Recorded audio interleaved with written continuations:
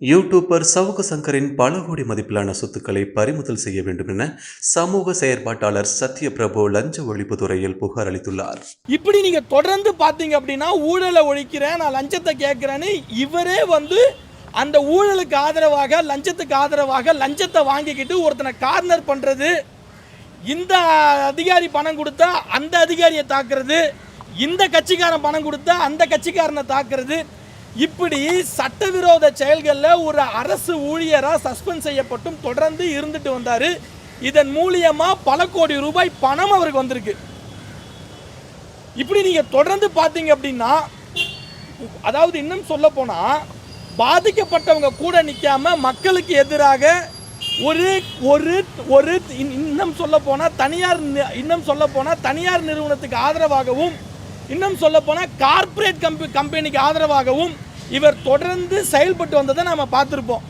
ஒன்றும் இல்லைங்க, ஸ்டெர்லைட் விஷயத்தில் ஹைகோர்ட் இன்னைக்கு கண்டனம் சொல்லுது.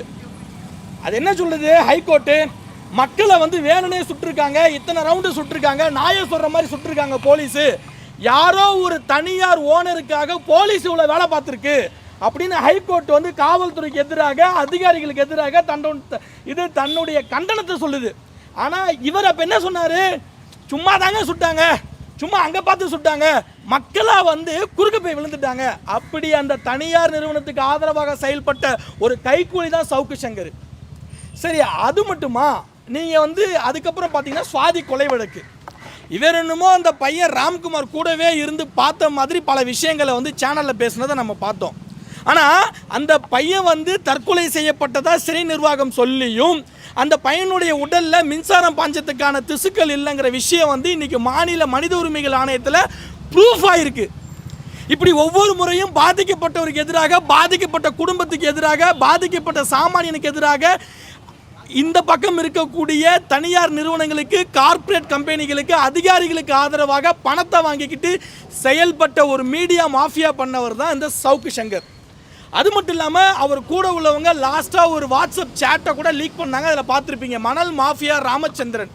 அவர் கூட அவர் சம்பந்தமாக பேசின வாட்ஸ்அப் சேட்டுகளை கூட இவர் கூட உள்ளவங்களே லீக், அதாவது இவர் கூட பயணம் செஞ்சவங்களே லீக் பண்ணதை நம்ம பார்த்துருப்போம். அப்போ நீ கவர்மெண்ட்டுக்கிட்ட சம்பளம் வாங்கிக்கிட்டு கவர்மெண்ட்டில் ஒரு அதிகாரியாக இருந்து அங்கே ஒரு தவறான விஷயம் செஞ்சு அதன் மூலியமாக சஸ்பெண்ட் செய்யப்பட்டு கவர்மெண்ட்டுக்கிட்ட மாதம் காசு வாங்கி பொழப்பு ஓட்டுற சவுக்கு சங்கருக்கு ஏது இவ்வளோ பணம், ஏது இவ்வளோ சொத்து, ஏது இவ்வளோ காசு? இதன் சார்ந்த விசாரணை அவசியம். ஏன்னா நான் ஊழலை ஒழிக்கிறேன், நான் தான் கேள்வி கேட்பேன், நான் தான் யோக்கியன் அப்படின்னு சொல்கிற ஒவ்வொருத்தனுக்கும் இது ஒரு பெரிய சவுக்கடியாக இருக்கணும். இப்படி நான் தான் ஒழிக்கிறேன்னு சொல்லி ஒட்டுமொத்த சொத்தையும் சேர்த்து வச்சிருக்காரு இந்த சவுக்கு சங்கர். அப்போ இப்படிப்பட்ட சவுக்கு சங்கர் அரசாங்கத்துக்கிட்ட பணம் வாங்கிக்கிட்டு, இன்னும் சொல்ல போனால் அரசாங்கத்துக்கிட்ட சம்பளம் வாங்கிக்கிட்டு இவ்வளோ பெரிய சொத்துக்களை சட்டத்துக்கு புறம்பாக சேர்த்துருக்காரு. இதன் அடிப்படையில் சவுக்கு சங்கர் மீது லஞ்ச ஒழிப்புத்துறையில் விசாரணை செய்யணும். அவருடைய சொத்துக்களை எல்லாம், இன்னும் சொல்ல போனால் சவுக்கு சங்கர் அவரை சார்ந்தவர்கள் பெயரில் இருக்கக்கூடிய சொத்துக்களை எல்லாம் பறிமுதல் செய்யணும் அப்படிங்கிறதுக்காக இன்னைக்கு நான் லஞ்ச ஒழிப்புத்துறையில் இருக்கக்கூடிய டைரக்டரை சந்தித்து கம்ப்ளைண்ட் கொடுத்துருக்கேன். இது அவங்க கண்டிப்பாக நாங்கள் விசாரிக்கிறோம், நடவடிக்கை எடுக்கிறோம்னு சொல்லியிருக்காங்க. அது என்னங்கிறத போக செய்திகளை உள்ளது உள்ளபடி தெரிந்து கொள்ள ரெஃப்ளெக்ட் நியூஸை சப்ஸ்கிரைப் பண்ணுங்க.